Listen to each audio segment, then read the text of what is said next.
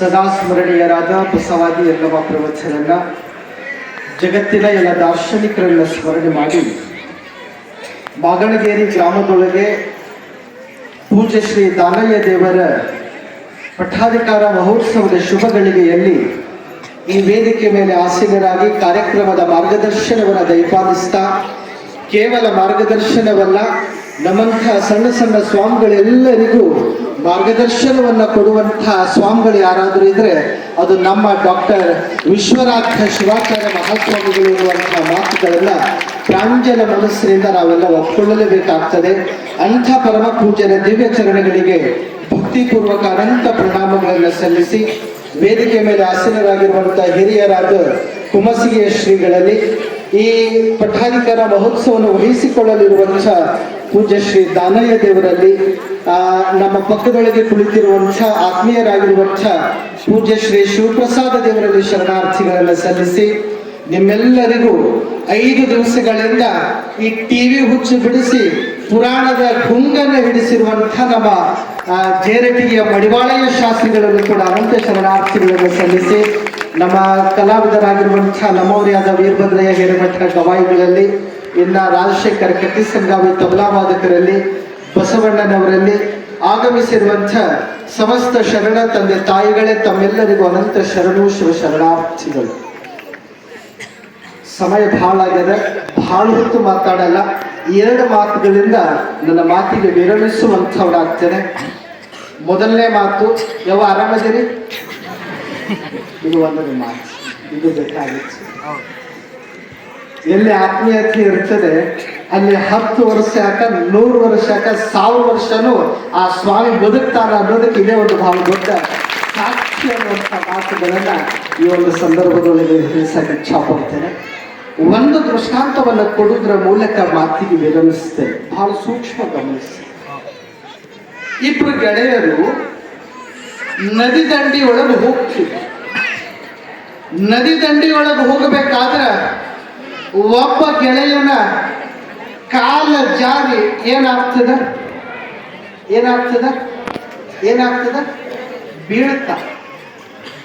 ಒಬ್ಬ ಕಾಲ ಜಾರಿ ಬಿದ್ದ. ಅವ ಬಿದ್ದು ಒದ್ದಾಡುವಂಥದ್ದನ್ನು ನೋಡಿರುವಂಥ ಮ್ಯಾಲ ನಿಂತಿರುವಂಥ ಗೆಳೆಯ, ನನ್ನ ಗೆಳೆಯ ಬಿದ್ದು ಒದ್ದಾಡಕತ್ತಾನ, ಸಾಯ್ತಾನ ಅಂತ ಈ ಗೆಳೆಯ ಏನ್ ಮಾಡ್ತಾನ?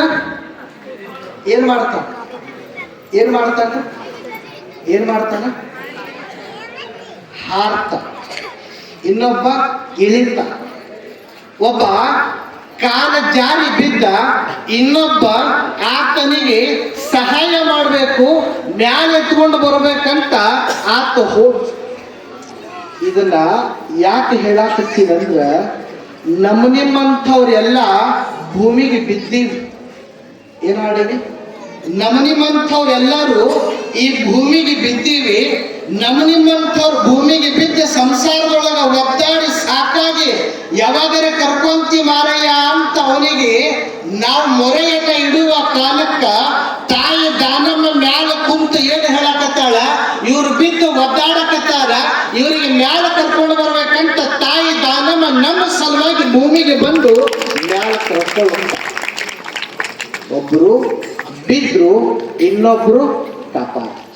ವ್ಯತ್ಯಾಸ ಎಷ್ಟದಲ್ಲ. ನಾವೆಲ್ಲ ಬಿದ್ದಿರುವಂಥವರನ್ನ ಮ್ಯಾಲ ಎತ್ತುವುದಕ್ಕನೆ ಮಹಾತ್ಮರು ಶರಣರು ಈ ನಾಡಿನೊಳಗ ಜನ್ಮ ತಾಳ್ಯರ ಹೊರತಾಗಿ ಮತ್ತೊಂದಕ್ಕಾಗಿ ಅಲ್ಲ. ಅಂಥದೇ ಸಾಲಿನೊಳಗ ಮಹಾ ಶಿವಶರಣೆ ಅಂತ ಅವಳನ್ನ ಕರಿತೀವಿ, ದಾನಮ್ಮ ತಾಯಿ ಅಂತ ಅವಳನ್ನ ಕರಿತೀವಿ. ನಿಮ್ಮನ್ನ ಬಹಳ ಜನ ದಾನಮ್ಮ ಅಂತ ಹೆಸರಿಟ್ಟುಕೊಂಡ್ರಿ, ಯಾರಿಗೂ ಮಹಾ ಶಿವಶರಣೆ ಅಂತಾರೆ ಅಂದಿಲ್ಲ, ಅನ್ನಾಕದು ಬರಲ್ಲ. ಯಾರಿಗೆ ಮಹಾ ಶಿವಶರಣೆ ಅನ್ಬೇಕಾಗತ್ತಂದ್ರ ಇಂಥ ಚಾರಿತ್ರವನ್ನ ಯಾರು ಶುದ್ಧ ಇಟ್ಕೊಂಡಾಗ ಅವ್ರ ಚರಿತ್ರೆ ನಿರ್ಮಾಣ ಆಗ್ಯದ. ಅಂಥ ಚರಿತ್ರೆಯನ್ನ ನಿರ್ಮಾಣ ಆಗಿರುವಂತಹ ಸಾಲಿನೊಳಗ ಮಹಾತಾಯಿ ಗುಡ್ಡಾಪುರ ಮಹಾಮಾತೆ ದಾನಮ್ಮ ತಾಯಿ ಆಗಿದ್ದಾಳೆ. ಅಂಥ ಪುರಾಣವನ್ನ ತಾವುಗಳೆಲ್ಲ 5 ದಿವಸಗಳ ಕಾಲದಿಂದ ಕೇಳ್ತಾ ಬಂದಿದ್ದೀರಿ. ಇವತ್ತು ತೊಟ್ಟಿಲ ಮಹೋತ್ಸವದೊಳಗ ನಾವೆಲ್ಲ ಭಾಗಿಯಾಗಿದ್ದೀವಿ. ಧರ್ಮ, ಅರ್ಥ, ಕಾಮ, ಮೋಕ್ಷ ಅನ್ನುವಂಥ ಏನ 4 ಕಟ್ಟಿದಿರಲ್ಲ ಹಗ್ಗವನ್ನು, ನಮ್ಮ ಬದುಕು ಯಾವುದರ ಆಧಾರ ಮೇಲೆ ನಿಂದಿರಬೇಕಂದ್ರ ಧರ್ಮದಿಂದ ಬದುಕು ಮಾಡಬೇಕು, ಧರ್ಮದಿಂದ ರೊಕ್ಕ ಸಂಗ್ರಹ ಮಾಡಬೇಕು. ಆ ಧರ್ಮದಿಂದ ರೊಕ್ಕ ಸಂಗ್ರಹ ಮಾಡಿದ್ದು ಕಾಮಕ್ಕೆ ಉಪಯೋಗ ಮಾಡಬೇಕು ಅಂತಲ್ಲ. ಕಾಮ ಇಟ್ ಮೀನ್ಸ್ ಅದು ಅಲ್ಲ, ಏನು ಭೋಗಿಸೋದು ಅಂತ, ಆಚರಿಸೋದು ಅಂತ. ಅದನ್ನ ಯಾವಾಗ ಈ ಮೂರುಗಳನ್ನ ಧರ್ಮದಿಂದ ಆಚರಣೆ ಮಾಡ್ತೀವಿ, ಮೋಕ್ಷ ಅನ್ನುವಂಥದ್ದು ನಮಗೆ ಸಿಗ್ತದೆ ಅಂತ ಸಿದ್ಧಾಂತ ಶಿಖಾಮಣಿಯೊಳಗೆ ಇರುವ ಮಾತುಗಳನ್ನ ನಾನಿಲ್ಲಿ ನೆನಪಿಸ್ಕೊಳ್ಳಕ್ಕೆ ಇಚ್ಛಾ ಪಡ್ತೇನೆ. ಆಗಲೇ ನಮ್ಮ ಶಾಸ್ತ್ರಿಗಳವರು ಬಹಳ ಕಿಮ್ಮತ್ತಿನ ಒಂದು ಜೈಕಾರವನ್ನು ಹಾಕಿದ್ರು. ಮತ್ತೊಮ್ಮೆ ನೀವು ಹಾಕ್ತೀನಿ ಅಂತ ನಾನು ಭಾವಿಸ್ಕೊಂಡಿದ್ದೀನಿ. ಮಾನವ ಧರ್ಮಕ್ಕೆ, ಮಾನವ ಇದ್ಯಾವುದೇ ಮಾನವ ಧರ್ಮ ಅಂದ್ರೆ ಹಿಂದೂ ಧರ್ಮ ಕೇಳಿವಿ, ಬೌದ್ಧ ಧರ್ಮ ಕೇಳಿವಿ, ಕ್ರಿಶ್ಚಿಯನ್ ಕೇಳಿದ್ದೀವಿ, ಇಸ್ಲಾಂ ಕೇಳಿದ್ದೀವಿ, ಝರಾತುಸ್ತ್ರ ಕೇಳಿದ್ದೀವಿ, ಸಿಖ್ ಧರ್ಮ ಕೇಳಿದ್ದೀವಿ. ಇದ್ಯಾವುದು ಮಾನವ ಧರ್ಮ ಅಂತ ಕೇಳ್ತೀವಿ. ಇವೇನು ಧರ್ಮಗಳ ಹೆಸರನ್ನ ಏನು ಹೇಳಿದೆ ಅವೆಲ್ಲ ನಾವು ಸೃಷ್ಟಿ ಮಾಡಿಕೊಂಡು, ಇವೇನು ಧರ್ಮದ ಹೆಸರು ಹೇಳಿದೆ ಅವೆಲ್ಲ ನಾವು ಸೃಷ್ಟಿ ಮಾಡ್ಕೊಂಡೇವಿ. ಯಾರು ಬಿದ್ದಾರ, ಯಾರು ಬೀಳಾಕತ್ತಾರ, ಯಾರು ಬಿದ್ದು ಒದ್ದಾಡಕತ್ತಾರ ಅವರಿಗೆ ಒಂದು ಸಲ ಕೈ ಕೊಟ್ಟು ಮ್ಯಾಲ ಎಬ್ಬಿಸಿ ನಿಲ್ಲಿಸ್ರಿ, ಅದೇ ಮಾನವ ಧರ್ಮ ಆಗ್ತದೆ. ಅಂತ ಮಾನವೀಯತೆ ನಮಗೆ ನಿಜವಾಗಲೂ ಆದರ್ಶ ಆಗ್ತದೆ. ಅಂಥ ಮಾನವೀಯ ಗುಣಗಳನ್ನ ಕಲಿತು ಮಾನವ ಧರ್ಮಕ್ಕೆ ಜಯವಾಗಲಿ ಹೊರತಾಗಿ ಮತ್ತೊಂದಕ್ಕೆ ಅಲ್ಲ ಅನ್ನುವಂಥ ಆ ಸಮಷ್ಟಿ ಪ್ರಕ್ರಿಯೆ ಅಲ್ಲ, ನಾವೆಲ್ಲ ಅರ್ಥೈಸ್ಕೊಳ್ಬೇಕು ಅನ್ನುವಂಥ ಮಾತುಗಳನ್ನ ಈ ಒಂದು ಸಂದರ್ಭದೊಳಗೆ ತಿಳಿಸಿ ಹೆಚ್ಚಿಗೆ ಮಾತುಗಳನ್ನು ಹೇಳಿದ ಹಾಗೆ ನಿಮಗೆ ಮಿಕ್ಕ್ಯಾದ ಮೀರ್ಯಾದಂತ ತಿಳಿದು ಜ್ಞಾನ ಥಂಡ್ಯದ ಏನೋ ಬೆಚ್ಚಗದ ಅಲ್ಲ. ಯಾಕೆ ಬೆಚ್ಚಗದ ಅನ್ನಕತ್ತಿರೋದು ನನಗೆ ತಿಳಿದದ. ಏನಿಲ್ರಪ್ಪ, ನಮ್ಮ ಊರಿಗೆ ದಾನಯ್ಯ ದೇವರು ಅನ್ನುವಂಥ ಒಬ್ಬ ಅನರ್ಘ್ಯ ರತ್ನ ಬರಾಕತ್ತದ. ನಮ್ಮ ಮಗನಿಗೆ ನಾವೇ ಸ್ವಾಗತ ಮಾಡ್ಕೊಳ್ಳಿಲ್ಲ ಅಂದ್ರೆ ಇನ್ಯಾರು ಮಾಡ್ತಾರಂತ ನೀವೆಲ್ಲರೂ ಭಕ್ತಿಯಿಂದ ಗಟ್ಟಿಯಾಗಿ ಕುಂತಿರಲ್ಲ. ನಿಮ್ಮ ಭಕ್ತಿ ನಿಮಗೆ ಬಹಳ ದೊಡ್ಡ ಮಟ್ಟಕ್ಕೆ ಕರ್ಕೊಂಡು ಹೋಗ್ತದೆ ಅನ್ನುವಂಥ ಮಾತುಗಳನ್ನ ಈ ಒಂದು ಸಂದರ್ಭದೊಳಗೆ ತಿಳಿಸಿ, ಪೂಜ್ಯ ಶ್ರೀ ದಾನಯ್ಯ ದೇವರು ಆ ಪೀಠದೊಳಗೆ ಅಧ್ಯಯನವನ್ನು ಮಾಡಿರುವಂಥವರು. ಅವರ ಅಧ್ಯಯನ ಈ ಗ್ರಾಮಕ್ಕೆ ಇನ್ನೂ ಒಳಿತನ್ನ ಬಯಸಲಿ ಅನ್ನುವಂಥ ಮಾತುಗಳನ್ನು ಈ ಒಂದು ಶುಭ ಗಳಿಗೆಯೊಳಗೆ ತಿಳಿಸುವುದರ ಮೂಲಕ, ಓ ಮಲ್ಲಿಗೆ ಕಾಕಡ ನೀನು ಬಹಳ ಪಾಕಡ, ಕಣ್ಣು ಬಿಟ್ಟೆ ಗಡಗಡ, ಉದುರಿ ಬಿದ್ದೆ ಬಡಬಡ, ಒಂದು ದಿನದ ಜೀವನ ಆದರೂ ನೀ ಪಾವನ, ನನ್ನ ಮನೆಯ ನಂದನ ನಿನಗೆ ನನ್ನ ವಂದನ ಅಂತ. ಒಂದು ಹೂ ಎಷ್ಟು ವರ್ಷ ಬದುಕ್ತದೇವ? ಒಂದೇ ದಿವಸ ಬದುಕ್ತದೆ.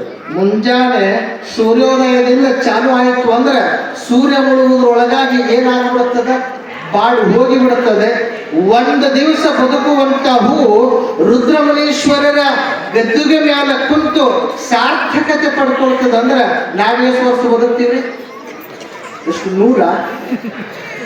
ಏನ್ ಹೇಳಿದ್ರೆ ನೀವು ನೀವೆಲ್ಲ ಅಂತೀರಿ ಸಹಜವಾಗಿ 100 ವರ್ಷ ಮನುಷ್ಯನ ಆಯುಷ್ಯ ಅಂತ. 100 ವರ್ಷ ಅಂತ ಬದುಕೊಂಡ ಬಂದಿರಬಹುದು ಖರೆ, ಯಾವಾಗ 100 ಅಂತ ಬರ್ಕೊಂಡು ಭೂಮಿಗೆ ಬೀಳಾಕತ್ತೀವಿ ಹಿಂದ ನೋ ಗ್ಯಾರಂಟಿ ಅಂತ ವಿದ್ಯಾರ್ಥಿ ಯಾವಾಗ ಹೋಗ್ತದೆ ಗೊತ್ತಿಲ್ಲ. ನೀರ ಮೇಲಿನ ಗುಳ್ಳಿ ನಿಜವಲ್ಲ ಹರಿಯೋ. ಹಾಗಾಗಿ 100 ವರ್ಷ ಬದುಕ್ತೀವೋ 50 ವರ್ಷ ಬದುಕ್ತೀವೋ ಅನ್ನೋದು ದೊಡ್ಡ ವಿಷಯ ಅಲ್ಲ. ಇರುವಷ್ಟು ದಿವಸ ಆ ಹೂವಿನ ಹಾಗೆ ಸಾರ್ಥಕತೆಯನ್ನು ನಾವು ಪಡ್ಕೊಳ್ಳೋಣ. ಇದೇ ಬದುಕಿನ ಉದ್ದೇಶ ಅನ್ನುವಂಥ ಮಾತುಗಳನ್ನು ತಿಳಿಸಿ 2 ಮಾತಿಗೆ ವಿರಮಿಸ್ತೇನೆ. ಜೈ ಗುರು ಶ್ರೀ